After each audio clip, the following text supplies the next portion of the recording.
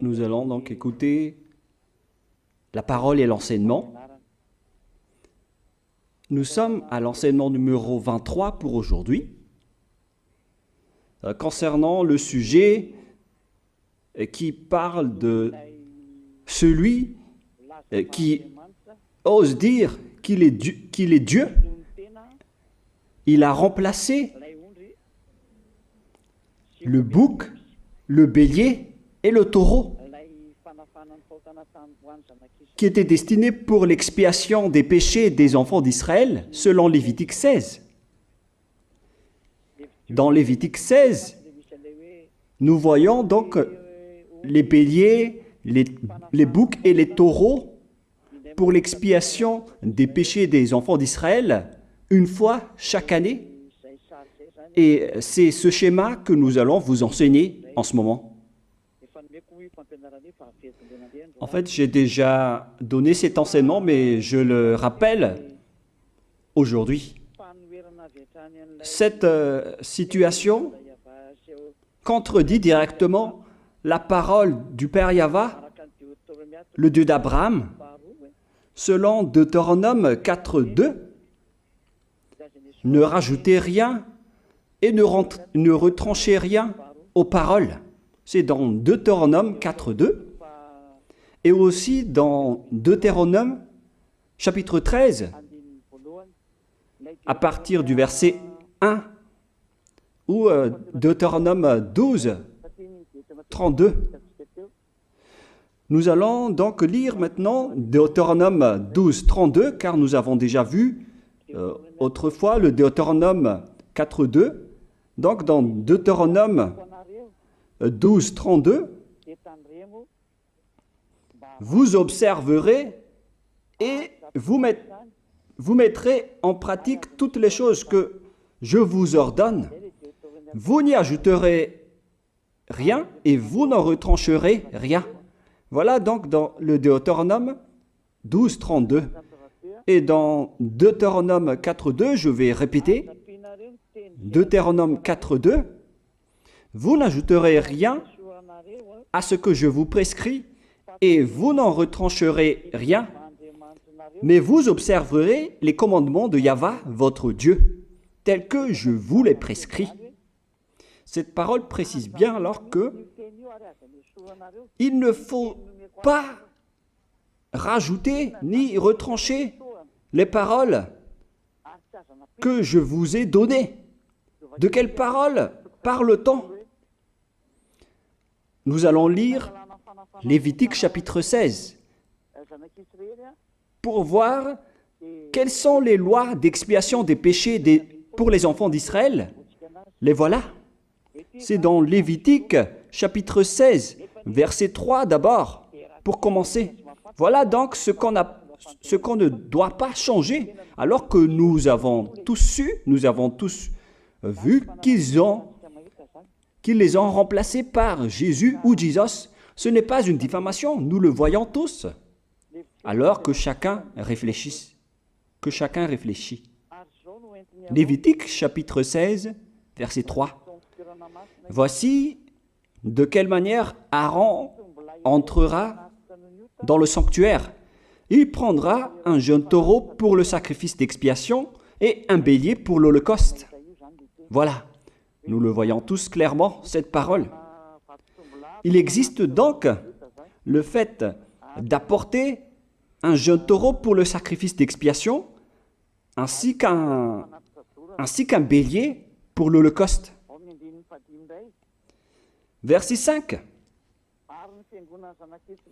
Il recevra de l'assemblée des enfants d'Israël 2 boucs pour le sacrifice d'expiation et un bélier pour l'holocauste. C'est-à-dire, en même temps, il y a un sacrifice de taureau, de bélier et de bouc. Lévitique chapitre 16, toujours, mais dans le verset 34. Ce sera pour vous une loi perpétuelle. Voilà. Il se fera une fois chaque année l'expiation pour les enfants d'Israël à cause de leurs péchés. Nous sommes déjà au verset 34 pour information. Verset 34. Voilà. Ce sera pour vous une loi perpétuelle. Quelle est cette loi perpétuelle? C'est le fait de sacrifier les béliers, les boucs et les taureaux qui vont être tués pour sacrifice, pour l'expiation des péchés des enfants d'Israël. Selon le verset 34, ce sera pour vous une loi perpétuelle.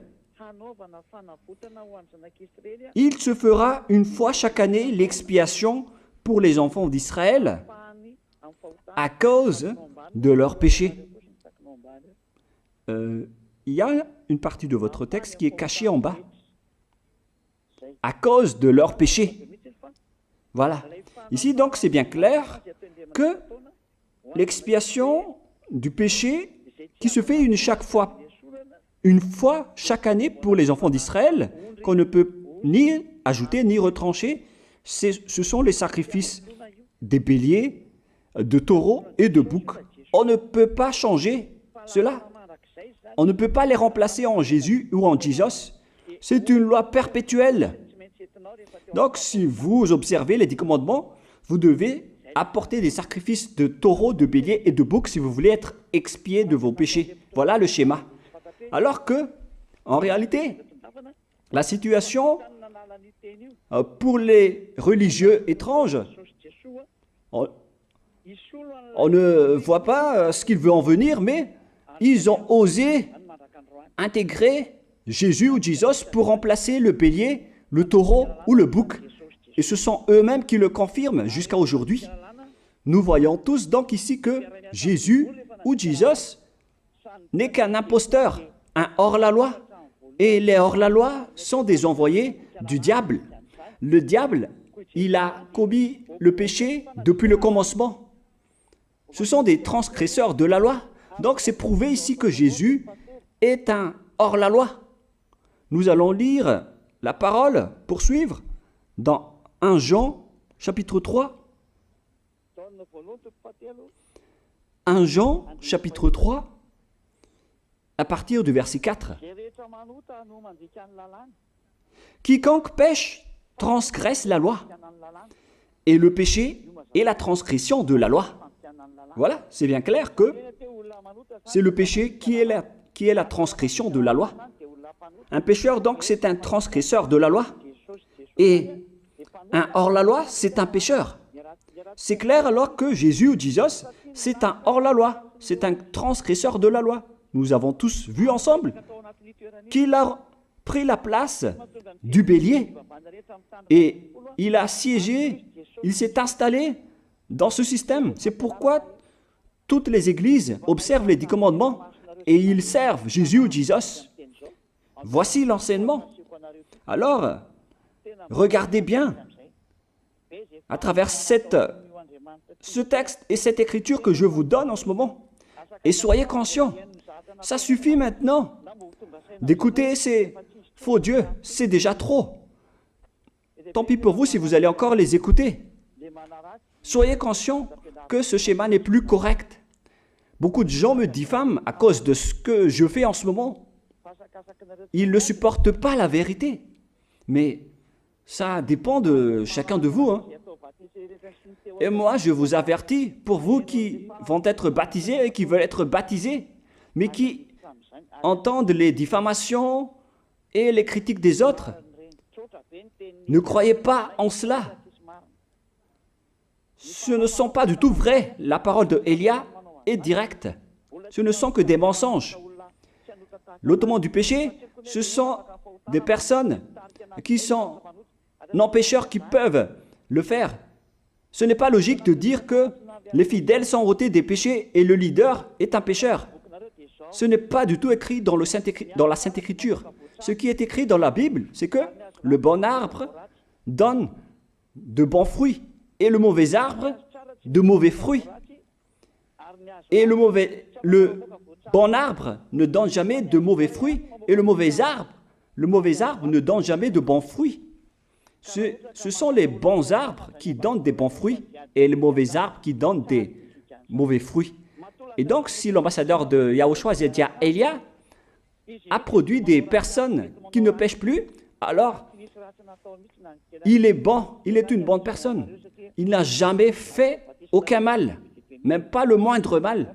Voilà donc la leçon pour vous, car dans le cadre de ce baptême qui va arriver, il y a beaucoup de diffamation et de critiques. Donc je vous conseille de ne pas écouter cela, car ce n'est pas du tout la vérité. Ils font ça juste pour diffamer et blâmer la bonté de Yahushua, alors ne les suivez pas. Donc là, on voit bien que ce n'est pas de la diffamation. Nous avons tous vu ensemble. Je vous ai donné la parole. On a tous écouté et vu ensemble. On a jugé ensemble. Est-ce que ce Jésus ou Jésus a fait la vérité? Est-ce qu'il a dit la vérité ou pas? Si nous avons vu le livre de Moshe venant du Dieu d'Abraham qui a dit « Ne rajoutez pas et ne retranchez pas à ma parole ». Nous avons vu alors que ils ont remplacé par ce Jésus ou Jésus les sacrifices d'expiation du péché, en disant après que c'est ce dernier qui ôte les péchés. Ce n'est pas du tout vrai. Celui qui peut ôter les péchés selon les 10 commandements, c'est le bélier, ou bien le taureau, ainsi que le bouc. Ce sont ces bêtes qui peuvent ôter les péchés. Quelle est alors la raison pour laquelle les religieux sont entrés dans ce mauvais schéma? Car c'est vraiment un schéma qui transgresse la loi. Car ils ont contré bêtement le livre du Lévitique chapitre 16. Ils l'ont contré bêtement, directement. Et après, ils ont remplacé par leur faux Dieu. Un faux Dieu car c'est directement un hors-la-loi. Il a contredit le Dieu d'Abraham. Nous voyons la preuve ici qu'il a contredit vraiment le Dieu d'Abraham, qu'on appelle par le nom de Yahava et Yahushua son fils. Car ce Dieu d'Abraham, il a bien dit qu'il ne faut ni ajouter ni retrancher à ses paroles. Il faut les observer car ce sont les commandements de Yahva, ton Dieu. Et ces lois qu'on ne doit pas rajouter ni retrancher veut dire qu'il ne faut pas toucher au Lévitique chapitre 16, car c'est ce livre qui ôte les péchés. Alors que nous voyons tous que personne ne le pratique plus. Si les 10 commandements, si les prêtres et les pasteurs pratiquent bien les 10 commandements, alors ils doivent faire le sacrifice de bélier et de taureau et de bouc pour l'expiation de leurs péchés. Alors que nous voyons tous que personne ne le fait plus. Alors qu'en même temps, ils observent les 10 commandements. C'est donc de la transgression de la loi. Et en plus, ils ont enlevé le Lévitique 16 en le remplaçant par Jésus ou Jésus. C'est-à-dire qu'ils ont contredit la parole du vrai Dieu, le Dieu d'Abraham. Et est-ce que vous allez encore oser contredire cette vérité? Est-ce que vous allez encore dire que vous êtes dans la vérité, que vous êtes dans la justice? Mais qu'est-ce que vous cherchez? Vous cherchez à prier et à servir le Dieu d'Abraham. Si vous voulez servir le Dieu d'Abraham, vous n'allez pas enlever le Lévitique 16, vous allez restaurer le Lévitique 16. Mais est-ce que vous allez encore oser le faire? Est-ce que vous pouvez encore le faire? La réponse, non. Vous ne pouvez plus le faire. Alors que il s'agit de l'expiation de vos péchés. Et dans ce cas-là, c'est obligatoire de le faire. J'ai expliqué l'essentiel jusque-là et après je vais vous donner la raison pour laquelle ils ont fait cette grande folie en intégrant dans le Lévitique 16, à la place du Lévitique 16, leur faux Dieu. C'est vraiment de la transgression de la loi. Vous n'avez pas servi le Dieu d'Abraham. Il n'aurait pas dû faire ça jusqu'à la fin, car il a dit qu'il ne faut pas ajouter ni retrancher à ses paroles, alors que vous avez osé le contredire et les changer. Nous allons donc voir maintenant dans Psaume chapitre 40, quelle est la raison pour laquelle les prêtres et les religieux ont arrêté le Lévitique 16 en le remplaçant par Jésus ou Jesus pour remplacer les boucs, le bélier et les taureaux. Et je vais vous expliquer la raison. Et eux, ils ne peuvent pas le nier car ils l'ont fait. Et si, par exemple, ils ne connaissent pas, alors il ne faut plus faire du n'importe quoi. Il faut que vous soyez enseigné par Élia, si vous voulez encore sauver votre esprit. Mais si vous ne voulez pas, alors tant pis pour vous et assumez les conséquences. Psaume chapitre 40, versets 6 à 8. Psaume 40, versets 6 à 8. Voilà donc le dégât qu'ils ont subi. Tu ne désires ni sacrifice ni offrande. Tu m'as ouvert les oreilles. Là, ils ont bien entendu et écouté que Dieu ne désire plus leur sacrifice et tout ce qui concerne ce sujet. Tu ne demandes ni holocauste, ni victime expiatoire. Ici donc, on est arrivé au stade où on n'a plus besoin des sacrifices. D'après ce schéma, alors, le Lévitique 16 a été supprimé. Et logiquement, puisque c'est une alliance qui a été détruite, alors on ne peut plus y entrer, car on ne peut pas ajouter ni retrancher aux paroles. Et donc, si on ne peut pas y entrer d'après la parole qui dit qu'on ne peut pas rajouter ni retrancher, si le Dieu d'Abraham a interdit le sacerdoce, alors logiquement, vous ne devez plus y entrer. Sinon, vous allez vous autoproclamer en tant que pécheur à jamais, alors que les pécheurs et les malfaiteurs n'iront jamais au ciel des cieux. C'est clair alors que c'est devenu un sens interdit, les 10 commandements et les lois de Moïse, d'après ce schéma, car c'est la relation avec le Père Yahva qui a été détruite, qui a été supprimée, car il n'y a plus d'expiation de péché pour vous. Alors vous êtes fous si vous allez encore entrer dans ce schéma. C'est pourquoi on a besoin d'une nouvelle alliance, car l'alliance des 10 commandements et les lois de Moïse ne sont plus correctes. C'est devenu supprimé, car on ne peut plus faire le sacerdoce, mais les religieux ainsi que les faux dieux, ils ne se sont pas... ils ont facilité les choses en intégrant leur faux dieu à la place du bélier, du bouc et du taureau. Et voilà, c'est bien clair. Et d'après eux-mêmes, ils ont dit que l'intégration de Jésus ou de Jesus, c'est d'après ce livre des psaumes. Vous voyez que ici, je n'ai pas dit du n'importe quoi, c'est la vérité que j'ai dit. Je n'ai pas incriminé qui que ce soit. C'est vraiment la réalité, la vérité. Alors, ici, on prouve bien que ça a été supprimé, ce n'est plus autorisé. Et c'est encore confirmé dans Ésaïe 66.3 que celui qui fait des sacrifices, c'est comme celui qui fait de l'idolâtrie.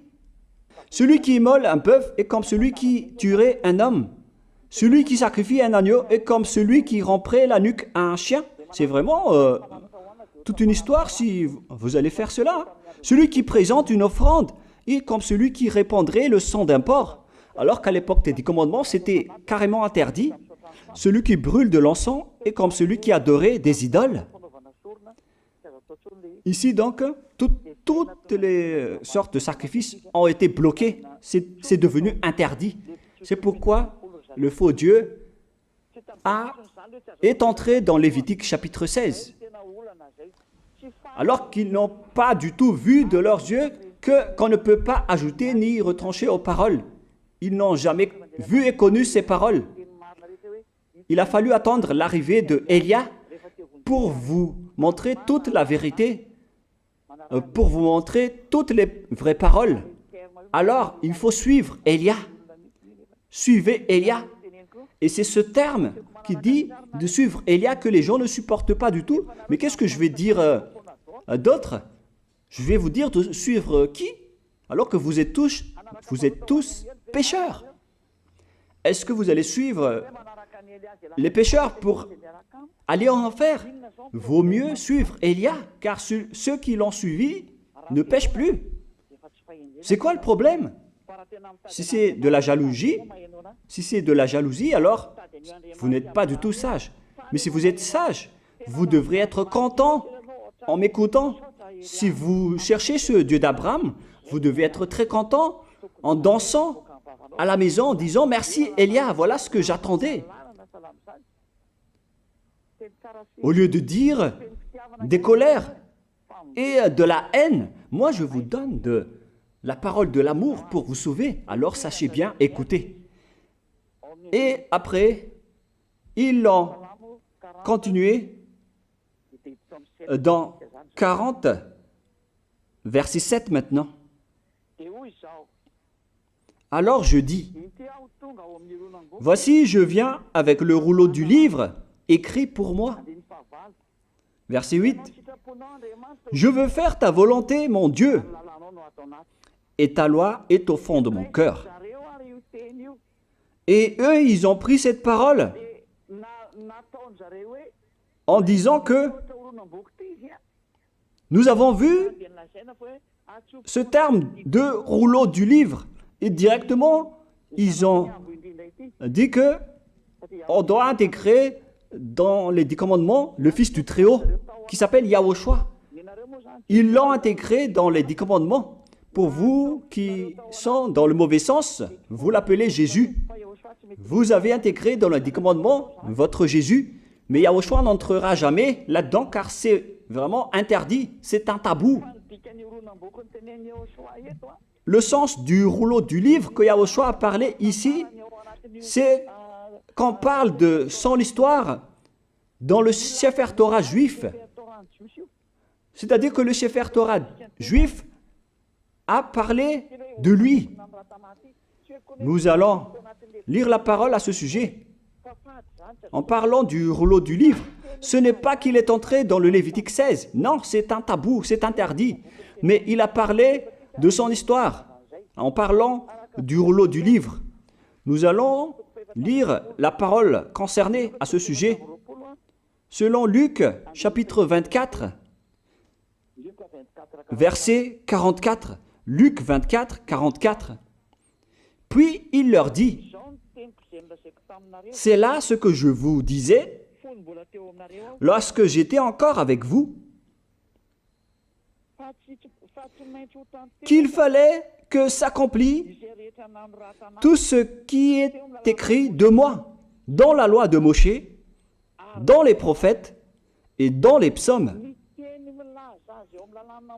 Toutes les paroles qui parlent de lui dans la loi de Moïse, dans les prophètes et dans les psaumes. C'est ça qu'on parle ici. Mais il n'a jamais dit qu'il va remplacer le Lévitique 16.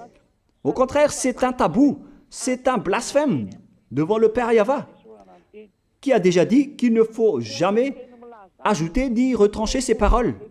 Donc, les paroles qui parlent de lui, ce sont les paroles de la nouvelle alliance qu'il va instaurer, qu'il va exécuter. La raison pour laquelle il sera crucifié, c'est qu'il va instaurer la nouvelle alliance en versant son sang. Voilà de 1. Maintenant, nous allons lire le livre de Jean 5,46. Jean 5, 46.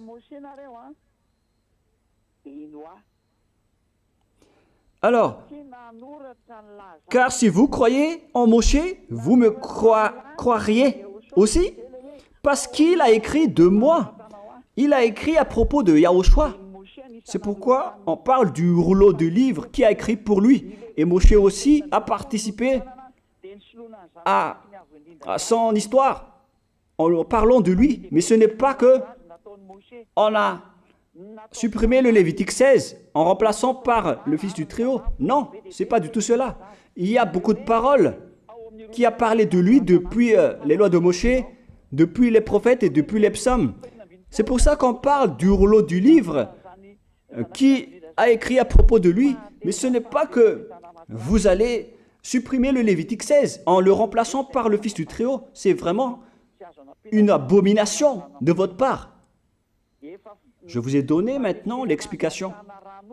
Il ne faut pas rajouter ni retrancher aux lois de Moshe. C'est une alliance en bonne forme qu'on ne peut pas toucher ni enlever. C'est dans Galates 3,15. Galates 3,15. Une disposition en bonne forme ne doit pas être changée ou transformée. Les lois de Moshe, c'est une alliance en bonne forme qu'on a versé le sang de Zébu en plus. Donc on ne peut ni retrancher ni rajouter. Le pire alors, c'est que vous qui êtes les fidèles de Jésus, vous l'avez intégré dans les lois de Moshe en remplaçant le Lévitique 16. On parle de votre Jésus ou Jesus. Je vous pose la question, est-ce que vous oserez dire que vous n'êtes pas pécheur à ce sujet? Car c'est vraiment de la transgression de la loi de la part de votre faux Dieu. Donc s'il est pécheur, alors logiquement vous êtes aussi pécheur. Et vous-même, vous avez dit que vous êtes pécheur. Voilà ce que vous avez fait. Et vous n'allez jamais être épargné. C'est pourquoi je vous appelle tous maintenant. Soyez baptisés et sauvez votre chemin, c'est-à-dire votre esprit. Sauvez votre esprit car il ira en enfer si vous ne le sauvez pas. Pour vous qui serez baptisés bientôt, l'explication est claire. Alors prenez une décision maintenant. N'écoutez jamais les diffamations qui sont faites par les diables. Ce sont eux qui vous empêchent d'aller vers la vérité. Ne soyez plus des poubelles dans votre conscience.